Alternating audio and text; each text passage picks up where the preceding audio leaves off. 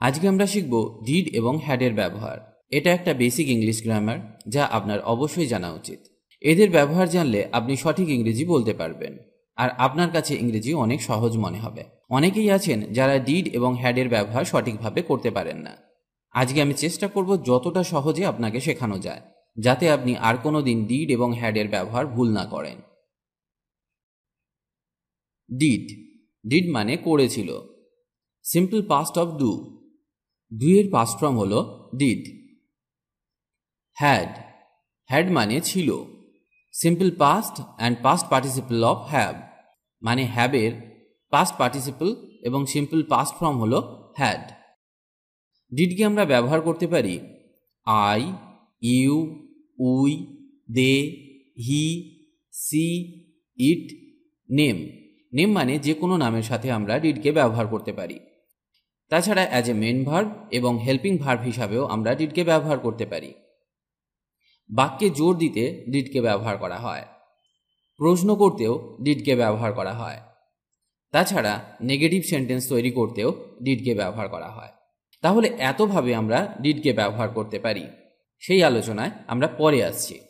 এবার দেখা যাক হ্যাডকে কোথায় ব্যবহার করা হয়। I, you, we, they, he, she, it, name. Name মানে যে কোনো নামের সাথে আমরা হ্যাডকে ব্যবহার করতে পারি। পাস্ট টেন্সে ছিল অর্থে হ্যাডকে ব্যবহার করা হয়।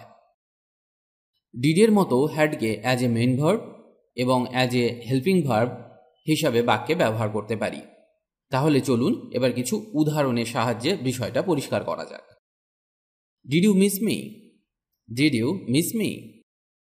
তুমি কি আমাকে মিস করেছিলে? হোয়াট ডিড হি সে? সে কি বলেছিল? What did you buy? তুমি কি কিনেছিলে? When did you buy it? তুমি এটা কখন কিনেছিলে? Where did you go? তুমি কোথায় গিয়েছিলে? Did you invite him? তুমি কি তাকে নিমন্ত্রণ করেছিলে? When did you return? তুমি কখন ফিরলে? Why did this happen? Why did this happen? কেন এটা ঘটল? Did you finish the job? তুমি কি কাজটি শেষ করেছিলে? Did you like the movie? তোমার কি সিনেমাটি পছন্দ হয়েছিল? আমি কেন এত উদাহরণ দিচ্ছি? কারণ এগুলি জানলে আপনি কিছু বাক্য শিখতে পারবেন, আর এই বাক্যগুলি আপনাদের জীবনে প্রতিদিন কাজে লাগে। তাই যখন ইংরেজি বলতে শুরু করবেন, এগুলি আপনাকে ইংরেজি বলতে সাহায্য করবে। তাছাড়া একই জিনিস বারবার শুনলে অনেক দিন মনে থাকে, তাই সহজেই ডিডের ব্যবহার শিখে যাবেন। চলুন আরও কয়েকটি উদাহরণ শেখা যাক। I wonder why he did that. I wonder why he did that. আমি ভাবছি সে কেন এটা করেছিল, বা আমি ভেবে অবাক হই সে কেন এটা করেছিল। She did not say anything. She did not say anything. সে কিছু বলেনি। He did not know what to say. He did not know what to say. কি বলতে হবে তা সে জানতো না। He was sick, so he did not go out. তিনি অসুস্থ ছিলেন, তাই তিনি বাইরে যাননি। I did it myself. I did it myself. আমি এটা নিজেই করেছি। We did our work. আমরা আমাদের কাজ করেছি। When did you buy it? আপনি এটি কখন কিনেছেন? How long did you stay? How long did you stay? তুমি কতক্ষণ ছিলে? She did not say anything. সে কিছু বলল না। Did you receive my letter? আপনি কি আমার চিঠি পেয়েছেন? He did study. He did study. সে পড়াশোনা করেছিল। এখানে বাক্যে জোর দিতে আমরা ডিডকে ব্যবহার করলাম। Did he say anything? সে কি কিছু বলল?